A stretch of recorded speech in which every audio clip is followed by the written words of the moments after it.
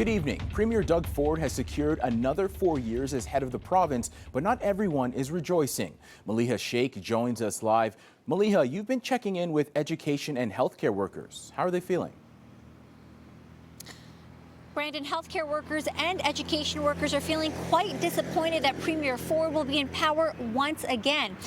They say they are quite frustrated seeing how the provincial government has let them down repeatedly, especially these past few years, and they're quite unsure what lies ahead.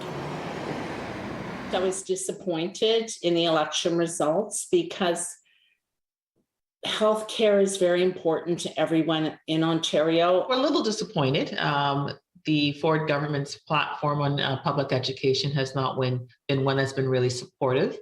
The pandemic highlighted the lack of resources and funding in certain sectors like healthcare and education.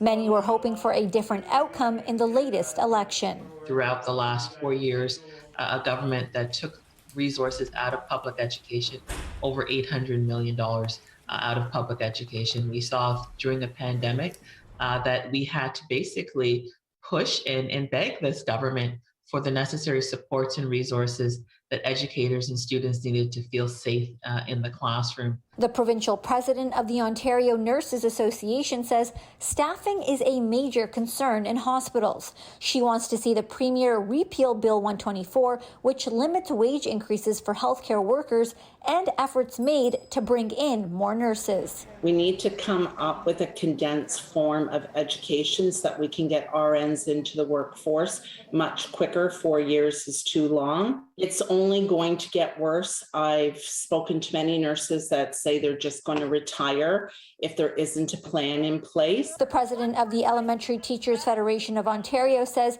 in-person learning is the best option for students. She wants to see an end to online and hybrid learning, but the Premier must make safety a priority. They're looking at the issues of smaller class sizes. We did not see that being addressed during the pandemic.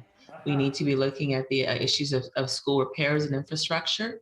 We want a commitment from this government to continue to infuse funds into the system. If you could say something to the Premier right now, what would it be?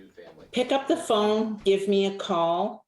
We want to work with you. We will help rebuild healthcare, and we have a lot to offer. He's made a commitment to want to work with educators. We're here. We have always been here. It's up to him to really make that a true commitment, not just words. On Friday, Ford vowed to work fairly with all unions leading up to their contract negotiations, but didn't make any promises or share what to expect in his next term.